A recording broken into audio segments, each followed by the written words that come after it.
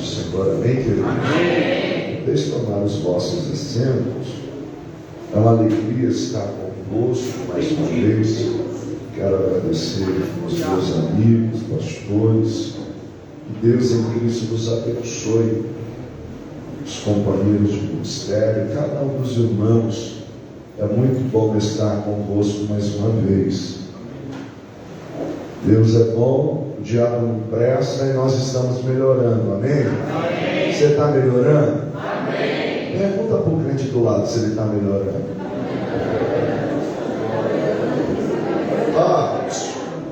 Você conhece ele melhor do que eu. Dependendo da cara que ele fez, você sabe se está ou não é? Se ele fez aquela carinha de sonso, assim, Depois você paga um negócio para ele comer e conversa com ele, fala assim, você tem que melhorar porque Jesus está voltando.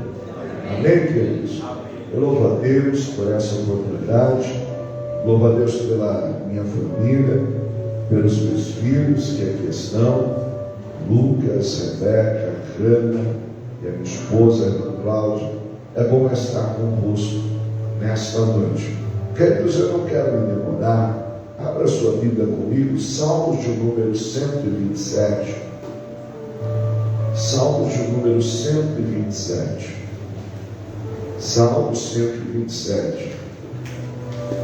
É um texto bastante conhecido.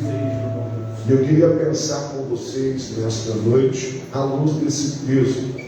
Salmos de número 127. Quem achou que amém? Amém. Diz assim a palavra do Senhor. Eu vou ler aqui na minha versão. Diz assim: se o Senhor não edificar a casa, em vão trabalham os que a edificam. Se o Senhor não guardar a cidade, em vão vigia a sentinela.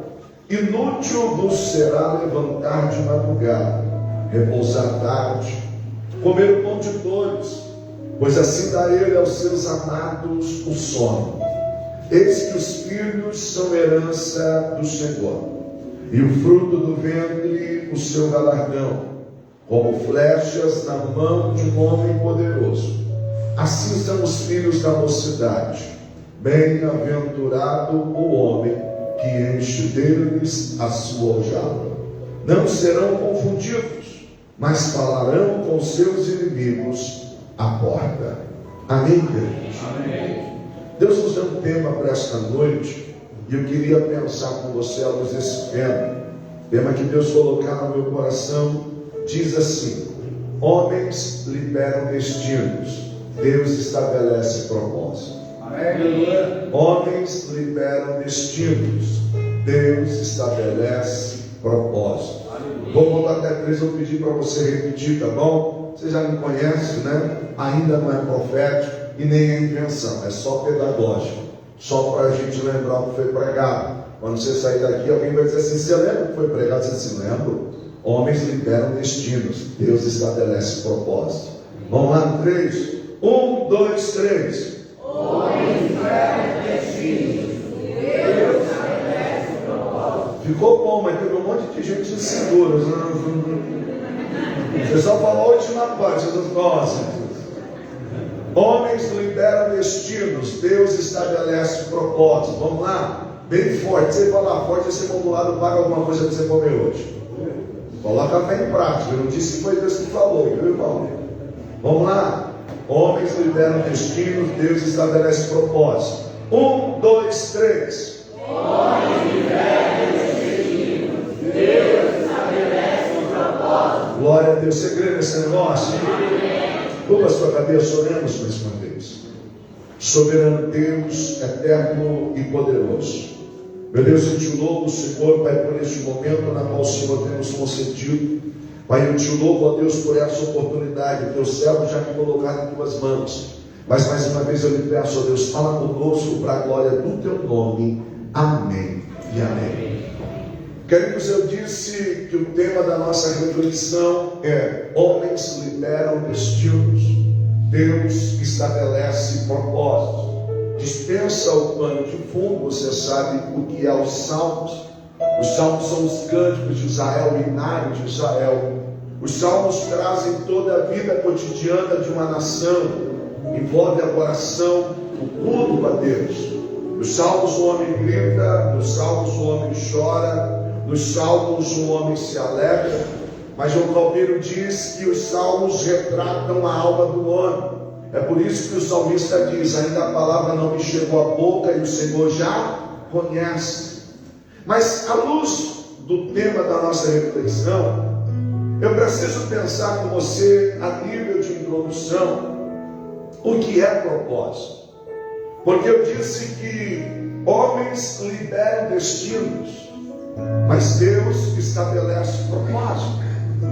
E de uma forma bem simples e resumida, propósito é a razão pela qual algo existe ou foi criado. O que é propósito? Propósito é a razão pela qual algo existe ou foi criado. Como assim, pastor? Queridos, nós precisamos entender que tudo aquilo que foi criado com um propósito pré-estabelecido. Um exemplo simples: uma cadeira. Para que serve uma cadeira? Para quê? A princípio é isso, né, irmãos? Então quem a criou com um propósito pré-estabelecido. E qual é o propósito? Para se sentar. Verdade é que, embora propósito seja a razão pela qual existe, nós precisamos entender uma coisa: quem não é o Criador e quem não é o inventor de algo, sobra para ele apenas a responsabilidade de liberar um destino. Por isso que eu disse para você que homens liberam destinos e Deus estabelece propósito. Na metáfora da cadeira, e eu estou indo devagar para você entender, na metáfora da cadeira, quem a criou com um propósito. Mas quando eu estou de posse da cadeira, entre aspas, a cadeira é minha, eu dou o destino que eu quero. Aí eu penso com você, algum dos irmãos em algum momento já usou a cadeira não apenas para sentar, pode escar. A irmã precisa arrumar o armário lá em cima, e então ela diz assim: me traz uma cadeira, filho. E aí quando ela sobe na cadeira, o filho pegou a cadeira mais mole que tinha em casa. E aí é esse momento que ela coloca a sua fé em prática. Esse nome, coloca com teu sangue, pai. Está abusando, está dando trabalho para o anjo. Nós usamos a cadeira liberando o destino a quem da qual ela foi criada. E aí deixa eu te chamar a atenção: tudo aquilo que está fora do propósito corre o risco de dar errado. E aí eu ainda penso com você uma segunda verdade. Qual é a segunda verdade? O fato de estar dando certo não quer dizer que está dentro do propósito. Você já usou a cadeira como escada, deu certo, sim ou não? Mas desculpa se você vai ficar chateado, não é esse o propósito da cadeira. Talvez, usando esta metáfora, vamos pensar um pouco sobre a vida. E aí a gente olha para a vida e diz assim: pastor, o senhor vai me desculpar, a vida é minha, eu faço o que eu quero. Você só esqueceu uma coisa: homens liberam destinos, mas Deus estabelece propósito. E você não fez você mesmo. Quem te criou com um propósito pré-estabelecido. E não pense porque está dando certo que está dentro do propósito. Neste ano é ano de mais do céu e menos da terra. E se você quer viver mais do céu, precisa entender: quem libera o destino sou eu, mas Ele me fez com um propósito. À luz do Salmo 127, eu quero extrair algumas lições, e de maneira bem rápida. Olhando para o primeiro verso diz assim: se o Senhor não edificar a casa, em vão trabalham os que a edificam. Pastor, o que o senhor quer dizer? É que homens são apenas trabalhadores, Deus é o arquiteto. Amém. Pastor, o que é isso, irmãos?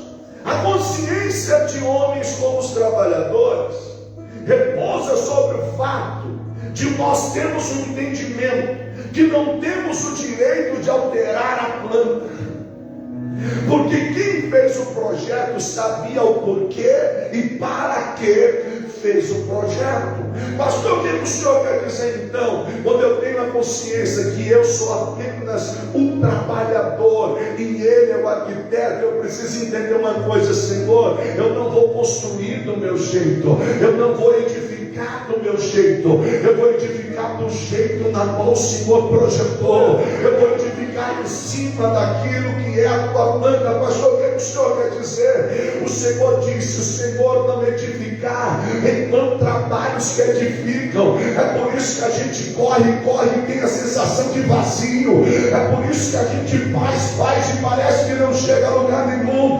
Volta para o centro da direção de Deus e você vai entender o que é ser pleno. Volta para o centro da vontade de Deus e você vai ver o que é edificar e ver Deus fortalecer a obra das tuas mãos.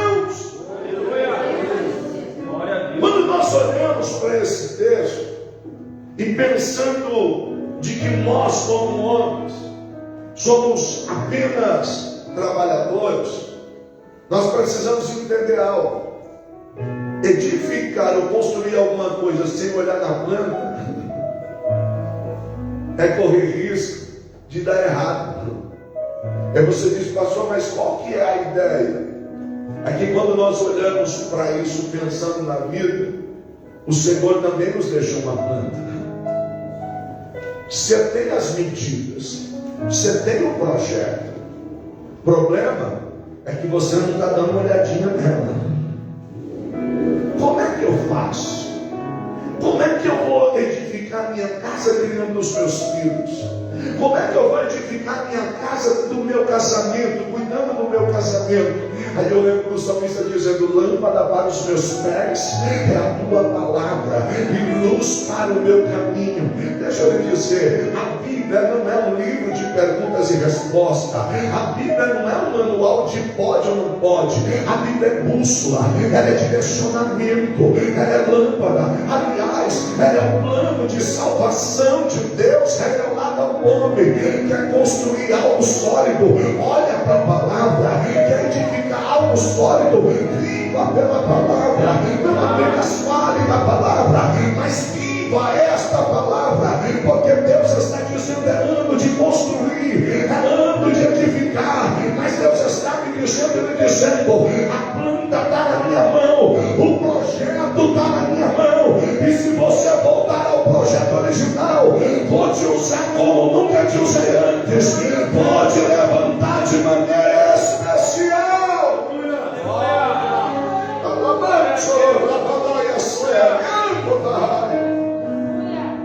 Mas é que chega uma hora, a gente pensa que sabe, e aí vai passando o tempo, a gente pensa que conhece de tudo.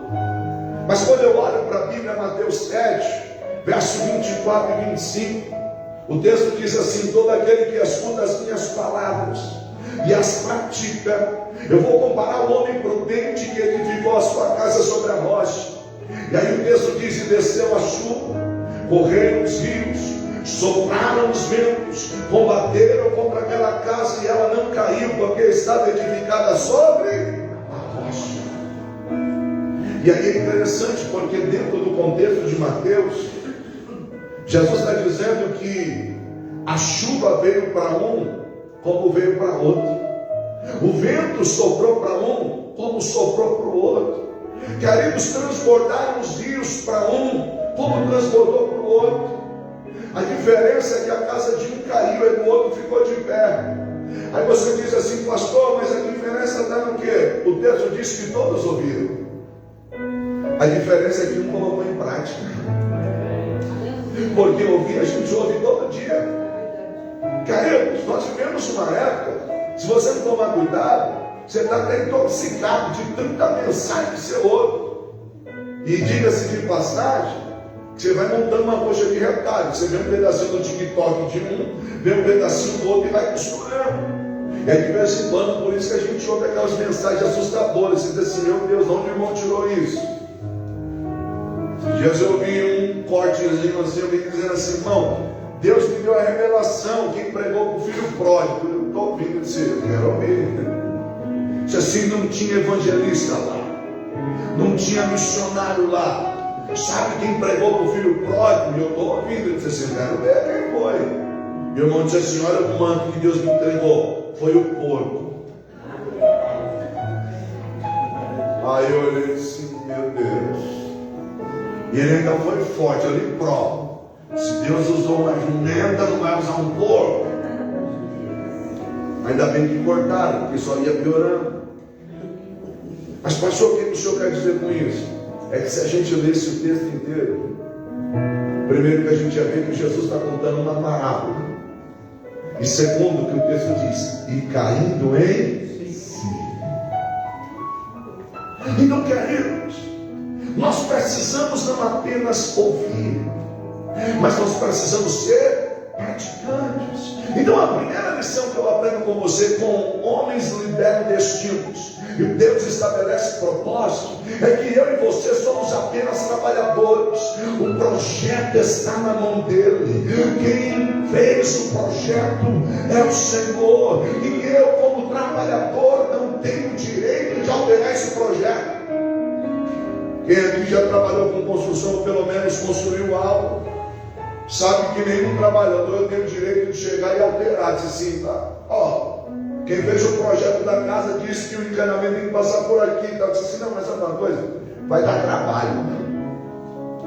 Vamos fazer aqui mesmo que é melhor. Segue o projeto. Pastor, o que é que o senhor quer dizer? Tem áreas da nossa vida que a gente está dando cabeçada, é porque a gente está querendo fugir do projeto que Deus estabeleceu para nós. Mas eu olho para o texto e aprendo uma segunda lição, trazendo a ideia de que homens liberam destinos e Deus estabelece o propósito. Qual é a segunda lição, pastor? Homens são sentinelas, Deus é o protetor. Olha a parte 2 do verso 1. Se o Senhor não guardar a cidade, em vão vigia sentir. Pastor, o que o senhor quer dizer? É que a função do sentinela, ela só está o perigo ainda ao longe. E para você entender isso, você precisa entender quem eram os sentinelas, ou o que eram os sentinelas. Na verdade, queridos, as cidades eram muradas, e em cima dos muros da cidade ainda havia uma torre, o lugar aonde ficava o sentinela. E a função do sentinela era avistar o perigo ainda longe. O sentinela, ele teria que estar em vigilância. O sentinela jamais deveria abandonar o seu posto.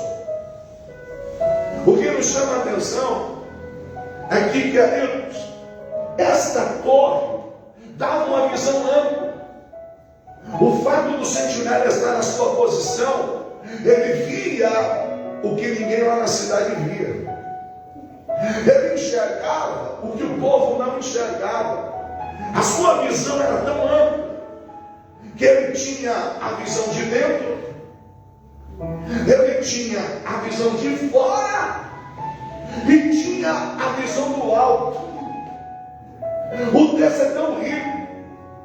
O salmista dizendo, ele está dizendo assim: se o Senhor não guardar a cidade, em vão vigia a sentinela. Sabe que eu e você precisamos entender? O que eu não posso fazer, Deus faz. Aonde a minha mão não alcança, a dele vai. Mas pelo amor de Deus, fica no posto que Deus te colocou. Quando nós falamos da visão de dentro, nós estamos falando da visão de dentro dos muros da cidade, ou por que não dizer, da nossa casa. Queridos, e muitas das vezes nós estamos tão atarefados Ou estamos tão corridos que abandonamos o posto de sentinela. Deus te chamou como um trabalhador, sim, mas Deus também te chamou como sentinela. E se for necessário, suba na torre. Sabe por quê? Porque quem tem que zelar pela tua cidade é você. Quem tem que olhar pela tua cidade é você. O inimigo está vindo lá fora. O sentinela estava bravo dizendo assim: perigo está chegando. As guardas se montavam. Quando eu penso na metáfora do sentinela, tem coisa que eu não posso fazer, mas eu avistei de longe. Eu digo: Deus, entra na causa. Deus, entra nessa causa. Deus, olha o meu filho, olha para onde ele está indo. Deus, olha a minha filha, com quem ela está se encantando. Deus, olha dentro dessa empresa. Eu sei que não é o meu setor, mas o Senhor já me mostrou. Eu sei que não é a minha responsabilidade, mas o Senhor já me deu a visão, meu irmão. Quem está no posto de sentinela tem visão. Deus vai te revelar o oculto. Deus vai te mostrar. É interessante porque, pensando na metáfora, a gente percebe uma coisa, irmão. O sentinela, ele tinha uma visão privilegiada. E quem anda com Deus, Deus mostra. Verdade. Mostra. É assim mesmo. Eu não sei se te assusta ou não, mas Deus mostra. Pastor, como assim? Pensa num texto lindo que eu gosto.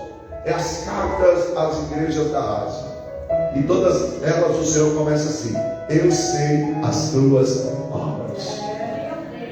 Ou resumindo, eu sei quem é você.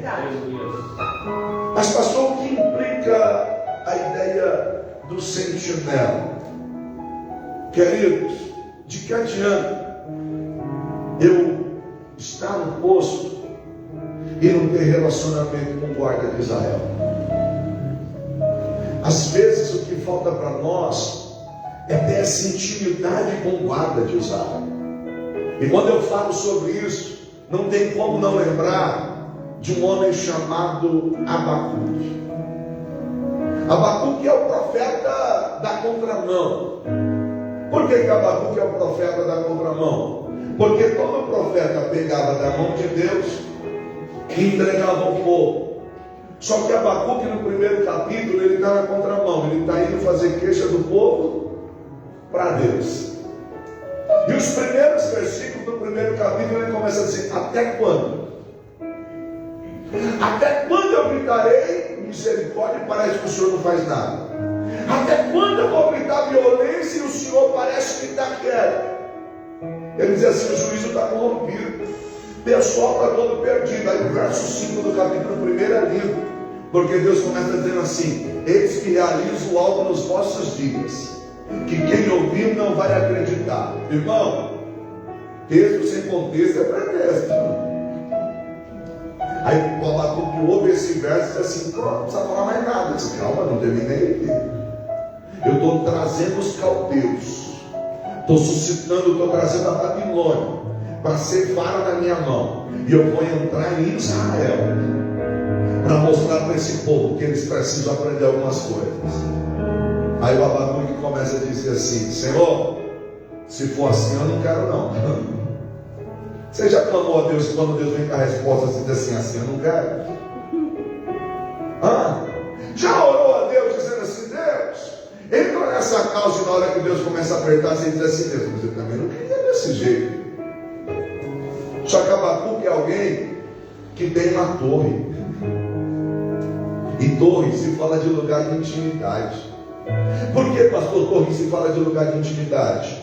Porque ele sai do nível da terra e sobe para o nível do céu.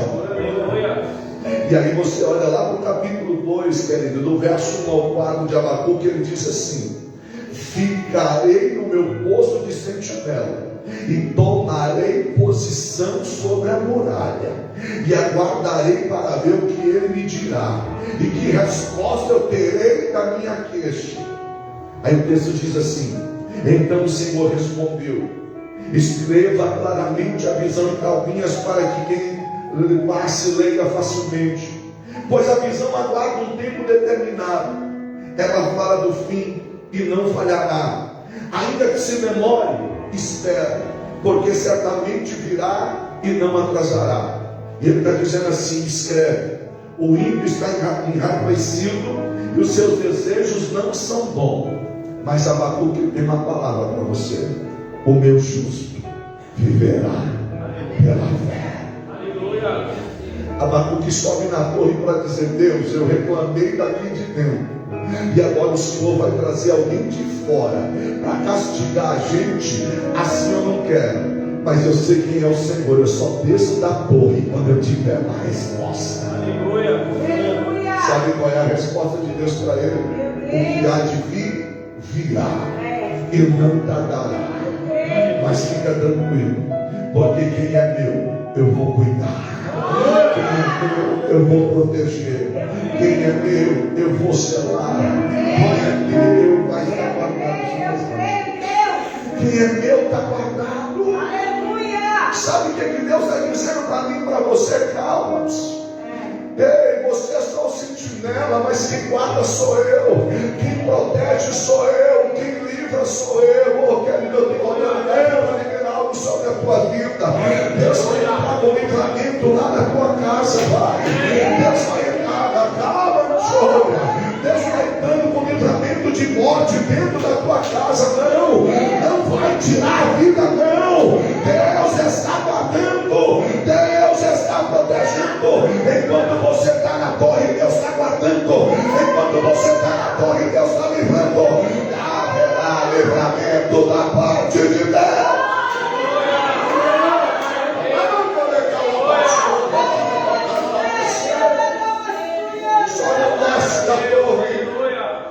Não sai da torre, homens liberam destinos, Deus estabelece propósito.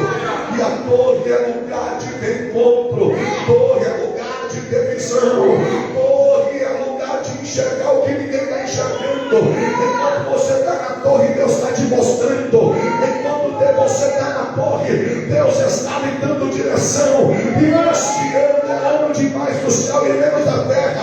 Então corre para a torre, porque Deus vai liberar sobre a tua vida. Oh, queridos, quando eu olho para os Salmos 127, eu aprendo uma terceira lição. Qual é a terceira lição que eu aprendo? Homens precisam aprender a dirigir suas vidas, por propósitos e não por resultados. Homens precisam aprender a dirigir suas vidas por propósito e não por resultado. Olha o Salmo de número, verso 2, 127. Será inútil levantar cedo, dormir tarde, trabalhando arduamente por alimento. O Senhor concede o sono àqueles a quem ama.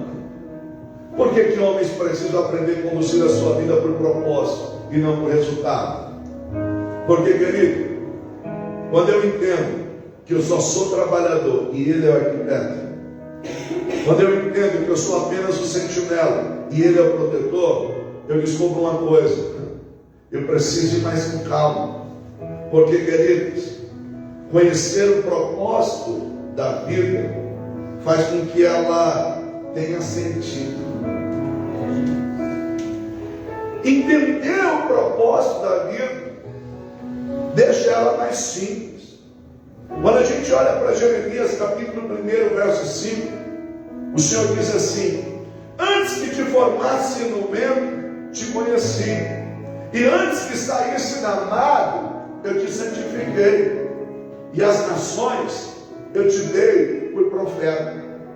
A questão é que Jeremias é de família sacerdotal. Jeremias, ele vem de uma linhagem sacerdotal. E Deus está dizendo para ele assim: tudo bem, mas eu te chamei como um profeta. O que implica dizer, tu vai ser um sacerdote meio diferente. O problema nosso é que a gente pega modelos. A gente pega modelos. E não é porque fulano está fazendo assim que deu certo para ele que vai dar certo para você. Assim mesmo. A gente vive atrás de modelos. E não pense que isso é um pensamento crítico. Porque eu acredito sim nas mentorias, eu acredito sim em todas essas questões que nós aprendemos. Mas escute, M. Boltz, morador do século XVII ou XVIII, se não me falha a memória, ele diz assim que homens estão atrás de métodos, mas Deus não unge métodos, Deus unge homens. Aleluia. Os métodos têm o seu tempo, têm o seu espaço, têm o seu valor, mas a unção que Deus derramou sobre a tua vida é especial. Aleluia. E entender a vida por um propósito simplifica, por quê? Porque, queridos, deixa eu lhe dizer algo. Talvez Deus te chamou para algo e você ainda reluta com isso, porque você viu que a irmã prega daquele jeito. Você, não, mas para ter o resultado eu preciso pregar do jeito da irmã. Não, Deus não te chamou para pregar igual a irmã. Vive se dobrando. Ah, mas pastor, como eu queria ter o dom de ir lá na frente, meu irmão. Você não sabe o valor que é quando você recebe alguém aí na porta com um sorriso. Tem uma irmã que a gente admira muito, que a gente conhece, e ela ama Jesus. Ela na infância, criancinha, acabou tomando remédio, confundindo crianças se deixar remédio, e ela sofreu uma paralisia, quase morreu. E ela teve uma deficiência na mão, nos braços, mas isso nunca foi impedimento para ela fazer a obra. Viajava por tudo quanto é canto. E eu lembro-me que quando Lucas foi se batizar, foi algo que a gente deixou muito na liberdade dele, a decisão dele. Eu podia até colocar o meu nome na escala da nossa igreja sede, batismo era na sede, na época onde nós estávamos, e eu poderia colocar o meu nome na escala para batizar ele. Eu quero batizar o meu filho, mas eu falei, não, deixa eu, minha esposa, deixa ele. Deixa ele vai passar na mão do outro pastor, algo para ser decisão dele. Nós ficamos lá, ó, torcendo, orando aqui, lá assistindo o batismo, se emocionando. E aí ele sai das aulas, a gente corre para encontrar com ele. Só que quando a gente chega lá, essa irmã está lá, uma bata branca, bem compridona, e com toda a limitação dela. E eu pensei, falei, o que ela está fazendo aí? Como é que vai arrancar alguém de dentro do tanque? E quando nós chegamos lá, ela disse assim, vem aí, a minha função aqui é dar o primeiro abraço em quem saiu das águas. E você não tem ideia como ela fazia isso. Com toda a limitação dela, com toda a dificuldade dela, as pessoas saem encharcadas. Ela disse, eu não estou nem aí se eu vou me molhar, eu estou aqui para te abraçar e dizer assim, você nasceu de novo. Aleluia. Mas o que o senhor vai dizer? Talvez ela não estava com o microfone na mão, cantando enquanto os outros se batizavam. Talvez ela não estava pregando, fazendo uma reflexão sobre o batismo, mas ela entendeu, Deus me colocou aqui, eu vou abraçar quem saiu das águas, viver a vida por propósito, facilita ela.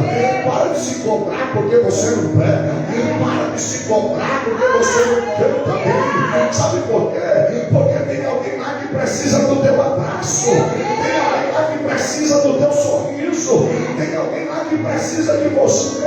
E Deus, eu lhe disse algo, entenda, foi para isso que Deus te chamou. Então a partir de hoje, ergue a cabeça.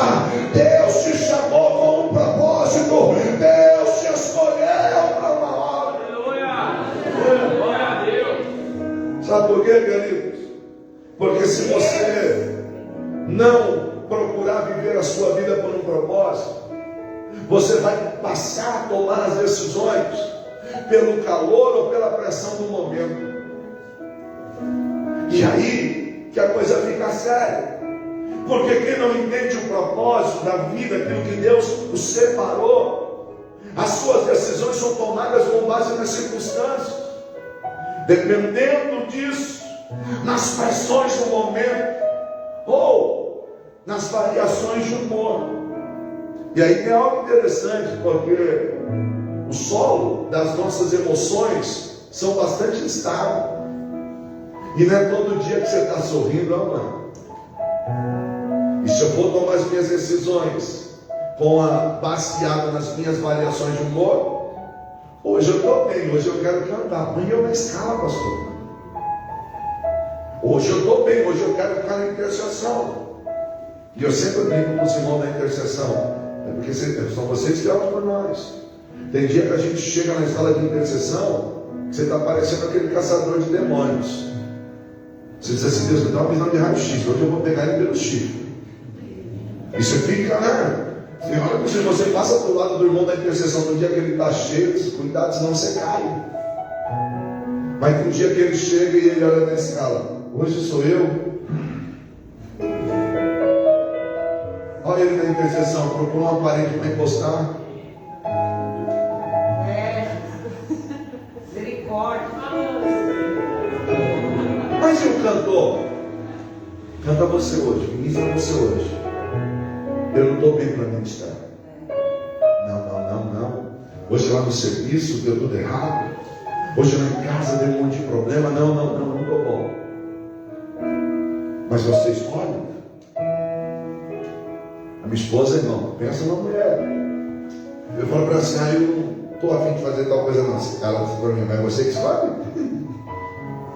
Não quero pregar não, prega você. Às vezes eu vou no carro assim, né? A gente tem para gente, hoje eu não estou legal. Não, prega você. Lucas, prega você.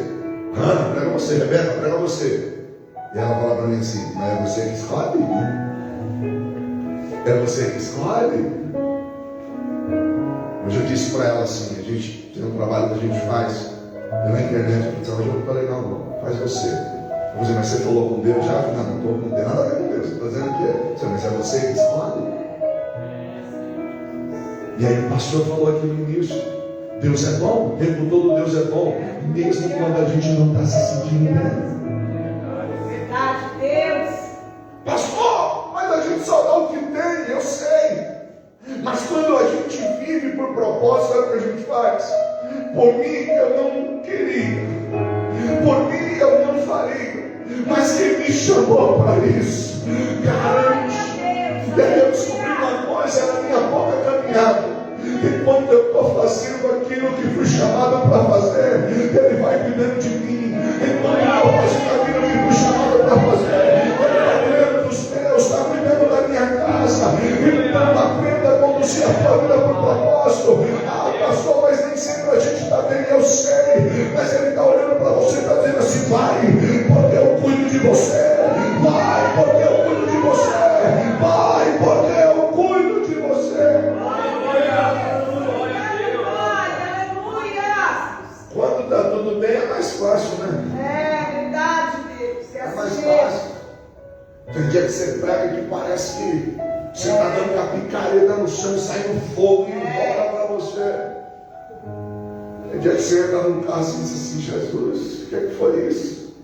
Mas Deus é tão bom que no meu caso, de vez em quando vem uma mão do banco de trás ou do banco do lado e diz assim: fique em paz, porque Deus falou conosco.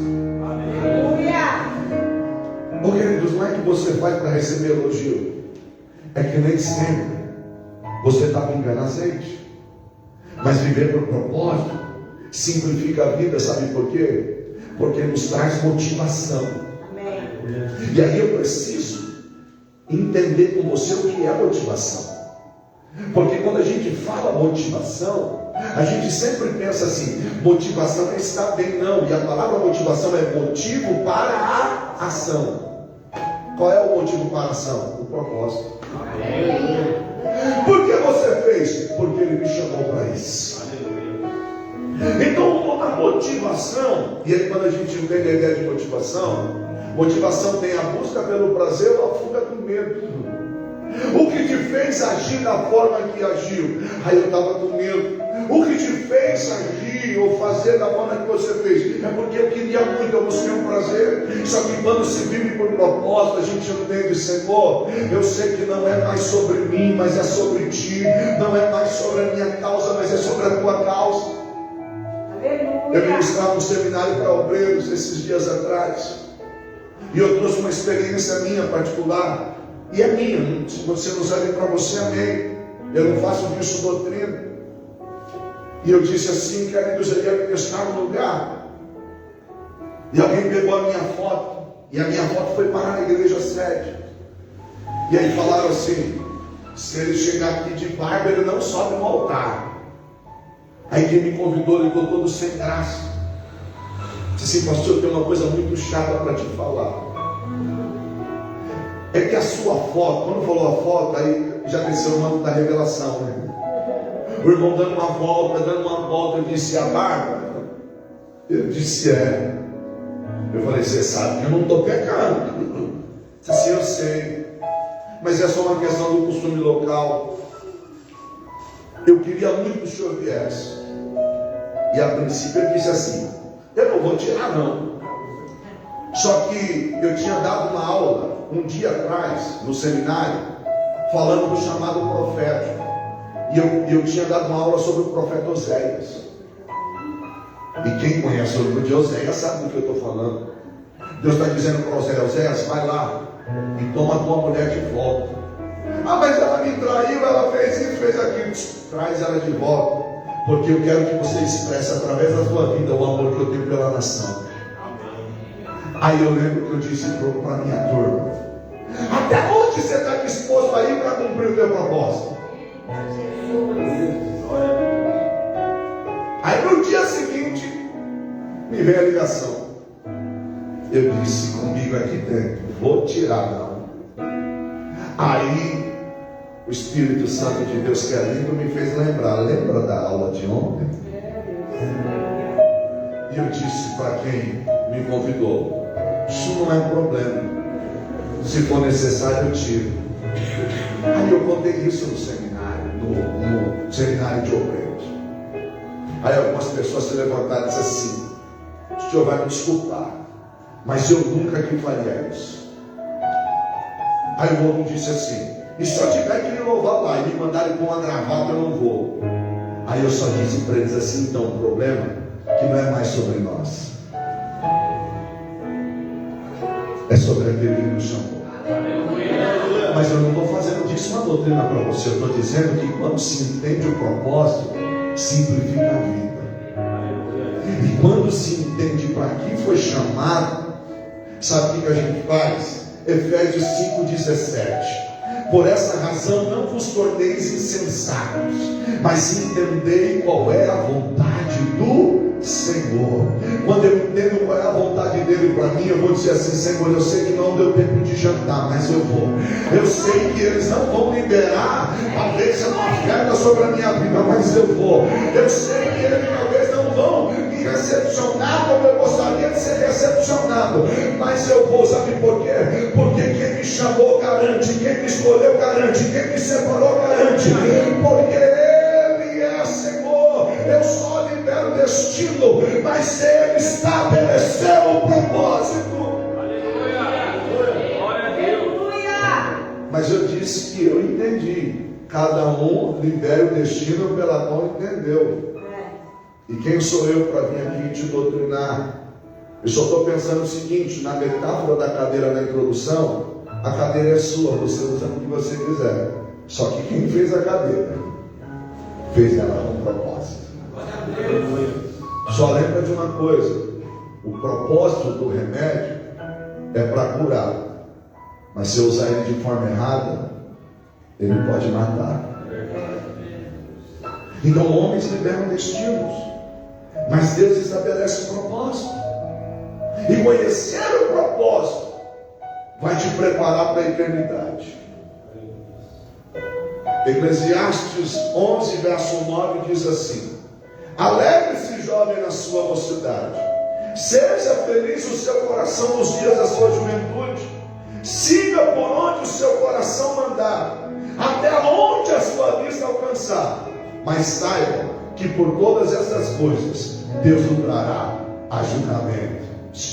Você é livre para ser feliz, você é livre para se alegrar, você é livre para seguir o seu coração, até onde os seus olhos conseguem chegar. Só lembra que no final tem uma cadeira esperando, e você vai ter que sentar lá e vai falar o que você fez com tudo aquilo que Ele te entregou. Eu pensei que nessa hora ia ter um monte de glória a Deus, mas tudo bem. É a parte que a gente reflete e toma uma água e diz assim: aleluia. Porque tem hora que sai o aleluia. E tem hora que sai o aleluia, não é? Mas fique tranquilo, eu estou pregando para mim, de verdade. E a palavra de Deus ela é tão poderosa, que às vezes a gente está estudando e eu fico assim, Jesus, tem misericórdia da minha vida. Senhor, converte a minha vida. Verdade, Deus. Mas eu olho para o texto e aprendo uma quarta lição. Qual é a quarta lição? Filhos não são gastos. Filhos são galardão. Filhos não são gastos. Filhos são galardão. E aí quando eu falo de filho, eu posso resumir a minha família, mas eu posso também pensar filhos espirituais que Deus tem nos dado.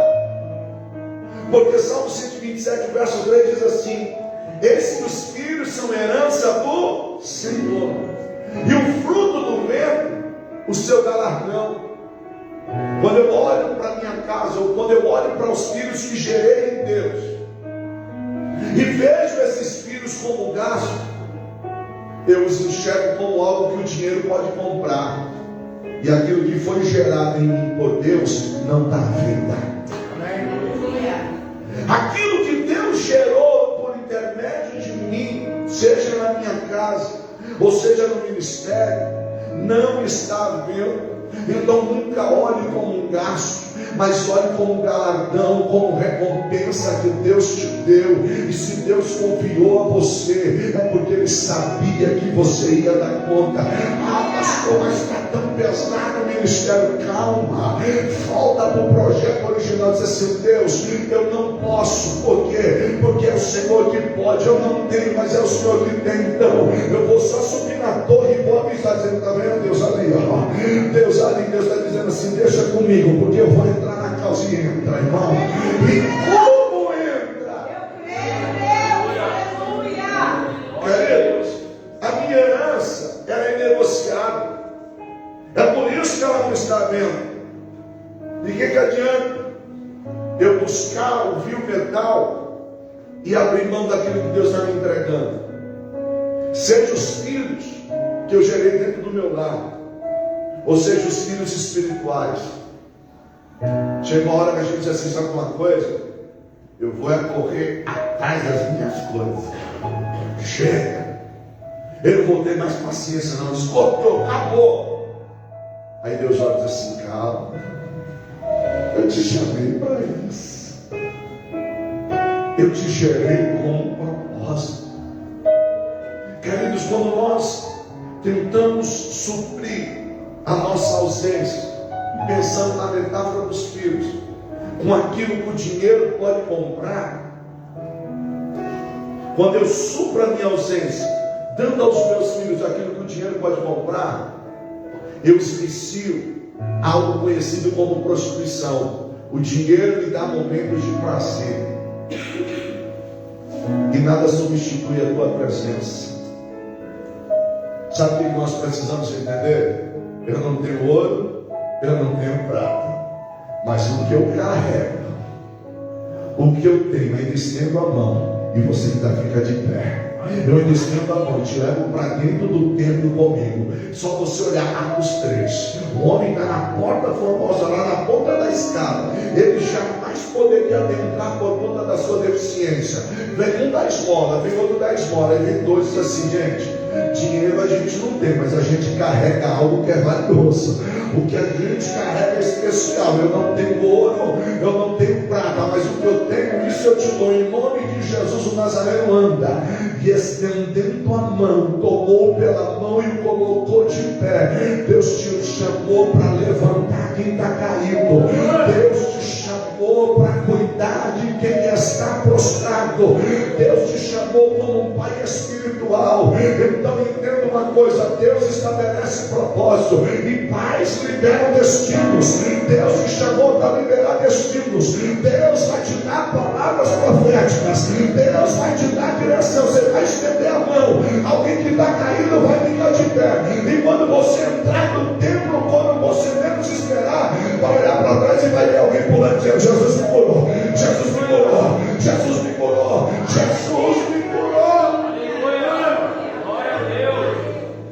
Verso 11 de Atos 3, vai dizer assim: e apegando-se a Pedro e a João. Eu imagino a cena: Pedro e João no templo e ele do lado, e o povo está olhando. É ele? Será que é aquele? Será que é aquele que estava lá no templo? Será que andava se arrastando, mas agora está de pé? Por quê? Porque Deus colocou do lado dele paz espirituais. Entenda isso, querido. Só que quando a gente compreende o que é ser pais espirituais, a gente entende uma coisa, irmãos: filho, trabalhador, o braçal, o empregado, ele faz por salário, e o filho faz por amor. Filho faz porque é filho. Então, se você é filho, cuidado para não ficar assim: quanto é que eu vou ganhar? Vamos pagar o meu dia? Gente, a gente precisa de alguém aqui, porque nós vamos fazer aqui uma reforma, vamos fazer um mutirão assim. Só de alguém que entenda esse dialeto. Então, mas o meu dia é caro. Entendeu errado. Filho faz porque é filho. Só que tem um detalhe: quando a herança é liberada pelo pai, ele libera filhos. Glória a Deus. Deixa eu lhe dizer uma coisa: entenda, se Deus te chamou como um filho, faça por amor. Aleluia! Glória a Deus! Eu queria pensar num quinto e último ponto da nossa reflexão. Sabe por quê, queridos? Porque homens são guerreiros e filhos são como flechas. Pais são arqueiros, são guerreiros, e os filhos são flechas. Verso 4 e 5 do Salmo 127. Como flechas na mão de um homem poderoso, assim são os filhos da mocidade. Bem-aventurado o homem que enche deles as forjadas. Não serão confundidos, mas falarão os seus inimigos à porta. Olha que interessante pensar sobre isso. Por quê? Porque, irmão, eu preciso entender que os pais, ou homens, mulheres, precisam assumir a postura de um guerreiro. Por quê? Porque, queridos, a flecha só tem valor se tiver na mão do guerreiro. Como flechas na mão de um homem valente, assim são os filhos. Por quê, pastor? Porque se você não é um guerreiro, se não tem um posicionamento de guerreiro, a flecha vira apenas um adorno. Mas quando se tem a postura de um guerreiro, você sabe dar direcionamento e direção à flecha. Então deixa eu lhe dizer algo, queridos. Aprenda a pedir de Deus direção, até porque flechas não se lançam sozinhas. Flechas não vão ao alvo sozinho. O guerreiro precisa dar a direção. E nem toda flecha que está pronta quer dizer que vai ser usada. O fato dela estar aljada quer dizer que ela está pronta, mas não quer dizer que ela vai ser lançada. Então o que nós precisamos entender? Que Deus tem um tempo determinado para cada coisa. Ah, mas o tempo que eu estou aqui já era para mim dar calma. Deus vai dar um direcionamento. Tem hora que o guerreiro, ele segura um pouco mais a flecha. Tem hora que o guerreiro, ele puxa ela um pouco mais, segura um pouco mais. Só que na hora que ele solta, ela vai muito mais longe. Pastor, o que o senhor quer dizer isso? Se é o teu tempo, Deus vai te segurando, calma. Porque quando ele te lançar, ninguém te segura. Só que nós precisamos entender isso, querido. O guerreiro precisa ter a percepção de quando usar a flecha e como usar. Quando a gente usa a metáfora olhando para a nossa casa, tem filhos que você precisa empurrar, tem filhos que você precisa segurar. Tem uns que você olha e diz assim: meu Deus, se eu não der um impulso, ele não vai. O outro diz assim: se eu não segurar, ele passa os pés pelas mãos e atropela tudo. Na vida ministerial também é assim. Já comigo, pastor, eu sei que não, mas sabe, o senhor não bota uma fé em mim? Boto, lógico que eu boto. Não, pastor, mas ó, eu estou pronto. E quando eu falo de estar pronto, eu lembro, sabe de quem? Do Pedrão. A última mesa deles com Jesus. Jesus disse assim: deixa eu mandar um papo reto para vocês.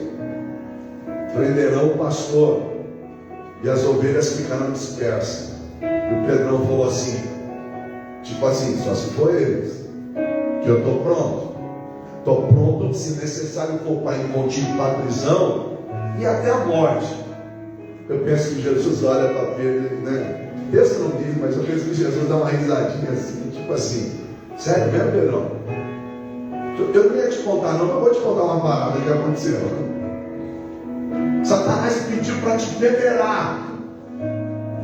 Eu roguei pela tua alma, para que tu não desfalecesse. Eu imagino o Pedrão dizer assim: leva mal não, mas não precisava.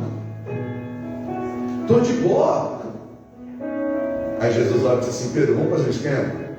Quando tu te converteres, fortalece teus irmãos. O cara está andando 3 anos com Jesus e ainda não se converteu? Não. Porque na hora que a coisa ficava séria, ele sacava da espada. E tem muito crente que está andando com Jesus, mas não abandonou a espada. Pastor, que espada é essa? Não tem língua de crente aí que é uma espada mais afiada. Verdade, Deus. E sabe o que me preocupa? É a nossa ideia de: deixa eu te falar uma verdade. Será que essa não é a sua verdade? Mas nós não estamos aqui para falar as nossas verdades. Nós estamos aqui para falar da verdade que liberta, da verdade que restaura, da verdade que salva. Sabe o que nós precisamos entender, queridos? Que homens liberam destinos. Deus estabelece propósito. A flecha foi feita para um propósito, sim ou não? Mas quem libera o destino é ela? O guerreiro. Verdade. O alvo está ali, tudo bem, mas eu quero atirar para cá. Mas o alvo está ali. Sabe o que Deus está dizendo para mim e para você? Eu te dei a liberdade de liberar um destino. E decisões decidem destinos. Só que se você aprender a entender que Deus estabeleceu um propósito, sabe qual vai ser o destino? Na direção do teu propósito. Aleluia! Pastor, por que isso é importante? Porque quando nós findarmos a carreira, Ele vai chegar para mim e para você e vai dizer assim: servo bom e fiel, fosse fiel no pouco, mas no muito eu vou te colocar. Aleluia! Entra por gozo do teu Senhor. Você crê que Deus tem um propósito estabelecido para a tua vida? Aleluia! Com a permissão dos pastores, eu queria que vocês colocassem de pé. Vem aqui, Cláudio, adorar o Senhor. A minha equipe de fé aqui. Deixa eu falar algo para você, irmãos. Talvez o destino que você tem liberado nesses últimos dias, ele tem ido na contramão daquilo que é o teu propósito. E talvez toda essa busca, ela tem se concentrado, sabe por quê? Porque você está vivendo atrás de resultados. E resultados nos escraviza. Viver por resultado é castigante. Porque viver por resultado, você vai atirar para onde você pensa que dá certo. E a ideia não é essa. A ideia não é ir em busca do que dá certo. É viver por propósito.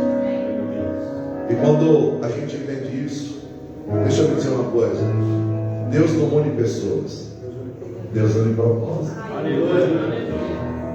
É tão lindo a gente entender isso. Sabe por quê? Porque você está vivendo com um propósito aqui, ó. E está dizendo assim: Deus, para onde eu vou? Eu atiro para rato, para a cabeça? Não, segue no propósito. Aí tem alguém aqui do outro lado dizendo assim: oh Deus, está tão difícil, está tão complicado. Eu vou atirar, eu vou seguir. Deus continua no propósito. E um vem no propósito aqui, o outro vem no propósito aqui. E de repente Deus faz assim: ó, vou te apresentar alguém que você precisa conhecer. Aí às vezes ele vem e diz: nossa, você não acredita. Do nada me vem uma proposta, meu irmão. A minha esposa trabalha no Ministério Infantil, ela conta história para as crianças. Esses dias chegou no bilhete a professora da minha filha, ela foi buscar a minha filha, a professora falou assim: a gente está com trabalho aqui na escola, aqui, da semana literária, alguma coisa. Você não quer vir aqui contar uma história para as crianças? Aí chegou em casa, a Cláudia disse assim: você comentou alguma coisa? Não, mãe, não falei nada. Aí a Cláudia foi lá, preparou a bolsa dela de contação de história. Foi lá na escola. Estou falando para você que Deus, quem vive por propósito, Deus dá direcionamento. Aí a Cláudia chegou, foi contar a história e fez todo o trabalho que ela faz nas igrejas. Aí veio a diretora, veio a coordenadora, veio todo mundo assim: você é profissional da área? Você faz isso? Não, eu conto na igreja, histórias bíblicas, né? Hashtag fica a dica, né? Eu não sei se pode, mas a área é histórias bíblicas. Não, você vai voltar. Você pode voltar já na quinta-feira para contar de novo? Aí voltou na quinta-feira. Aí uma outra professora pegou e disse assim: eu preciso que você vai contar lá na minha igreja. Só que a igreja dela não é uma igreja protestante. Você vai? Eu disse: eu vou. Meu forte é a narrativa bíblica. Porque quem vive por propósito não atira para qualquer lado. Deus vai fazer chegar onde você está. Você crê nisso? Então, quando a oportunidade chegar, aponta a sua flecha, libera o destino. Mas antes de soltar ela, diz: olha, qual que é o propósito? É aqui, é para cá que eu vou. Aleluia. E quando você soltar a flecha, Deus vai dizer assim: fica tranquilo, o resultado é consequência de quem vive por propósito. Vamos adorar o Senhor. Aleluia.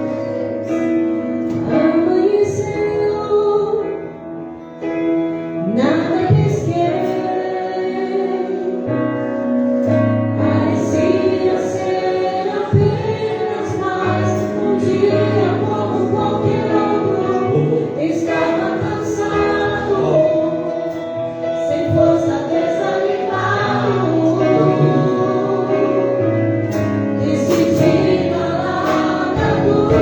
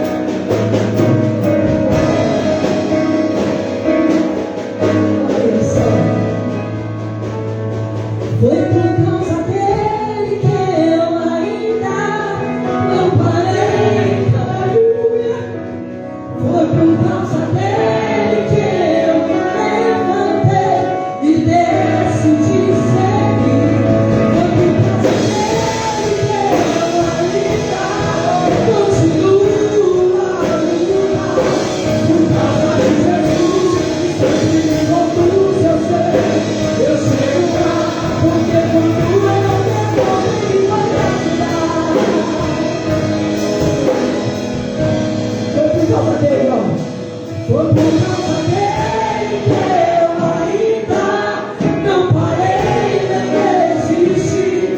Foi por causa dele que eu levantei e decidi seguir. Foi por causa dele que eu ainda continuo a lutar. Por causa de Jesus que sempre me conduz, eu chego lá. Não tem cura, não tem como, Ele vai me ajudar.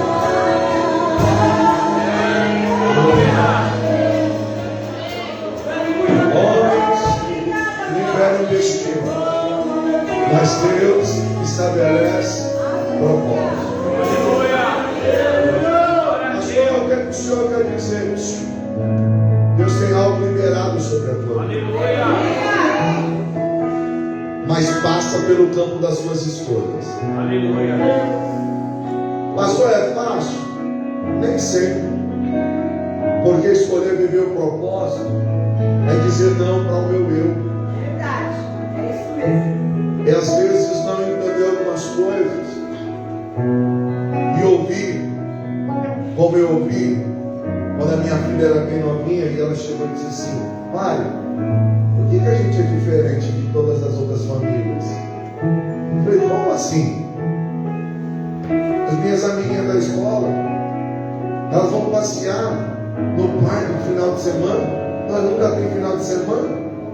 Às vezes a gente vai passear no parque de segunda-feira.